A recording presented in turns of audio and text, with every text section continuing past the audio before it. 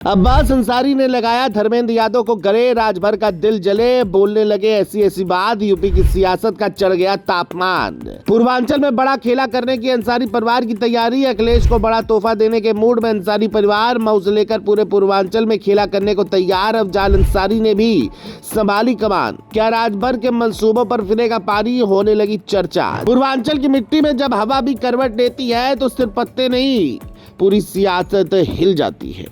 यहाँ मुस्कुराहट भी संदेश होती है और एक गले मिलना भी कई चुनावी चर्चाओं को जन्म दे देता है। कुछ ऐसा ही नजारा इन दिनों पूर्वांचल की राजनीति में देखने को मिल रहा है, क्योंकि मऊ में एक मंच पर समाजवादी पार्टी के सांसद धर्मेंद्र यादव और विधायक अब्बास अंसारी की मुलाकात हुई। कार्यक्रम खत्म हुआ, दोनों नेताओं ने एक दूसरे को गर्मजोशी से गले लगाया। बस यही तस्वीर अब पूरे पूर्वांचल की राजनीति में चर्चा का विषय बन गई है, क्योंकि सिर पर लाल टोपी, कंधे पर लाल गमछा और धर्मेंद्र यादव के साथ अब्बास अंसारी की नजदीकी को लेकर तरह तरह के राजनीतिक कयास लगाए जा रहे हैं। सवाल उठ रहा है कि क्या 2027 से पहले मऊ की राजनीति में कोई नया अध्याय लिखा जा रहा है? क्या अंसारी परिवार अब समाजवादी पार्टी के और करीब आ चुका है, और क्या इसका असर ओम प्रकाश राजभर की राजनीति पर भी पड़ सकता है? चलिए सब जानते हैं। दरअसल ये पूरा घटनाक्रम मऊ में उस वक्त देखने को मिला जब एक कार्यक्रम में यहां समाजवादी पार्टी के सांसद धर्मेंद्र यादव मुख्य अतिथि के तौर पर पहुंचे थे। कार्यक्रम के बाद जब वो लौटने लगे तो अब्बास अंसारी ने उन्हें गले लगाकर विदा किया। इसके बाद पत्रकारों ने सीधे पूछ लिया कि क्या अगला चुनाव समाजवादी पार्टी के टिकट पर लड़ेंगे।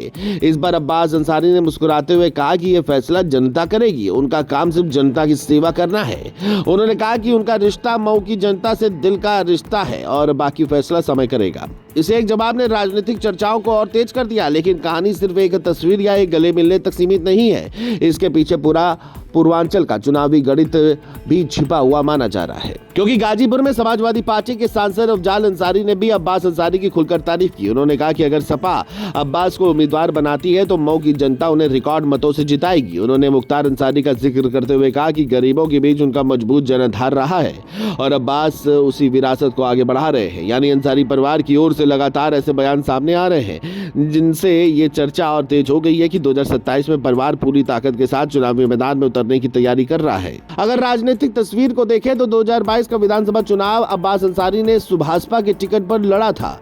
उस समय समाजवादी पार्टी और सुभाषपा साथ थी, लेकिन अब राजनीतिक हालात बदल चुके हैं।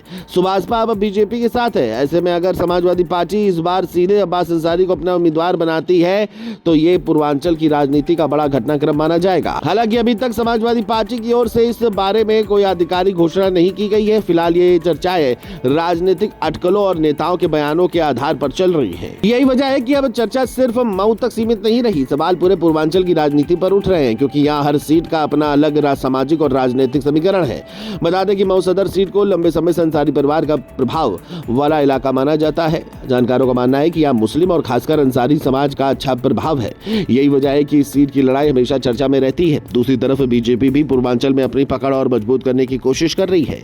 राजनीतिक चर्चाओं में यह भी कहा जा रहा है कि पार्टी मऊ जैसी सीटों पर मजबूत चेहरे उतार सकती है, यानी मुकाबला आसान नहीं रहने वाला। अब सवाल यही है कि क्या धर्मेंद्र यादव और अब्बास अंसारी की ये नजदीकी आगे चलकर चुनावी गठजोड़ या टिकट में बदलती है? क्या समाजवादी पार्टी पूर्वांचल में नई समीकरण के साथ चुनावी मैदान में उतरेगी, या फिर बीजेपी और उसके सहयोगी दल इस चुनौती का नया जवाब तैयार करेंगे? इन सवालों का जवाब आने वाले महीनों में मिलेगा, लेकिन फिलहाल इतना तय है कि पूर्वांचल की राजनीति में एक तस्वीर ने नई बहस जरूर छेड़ दी है और 2027 की लड़ाई को लेकर चर्चाएं अभी से तेज हो चुकी हैं।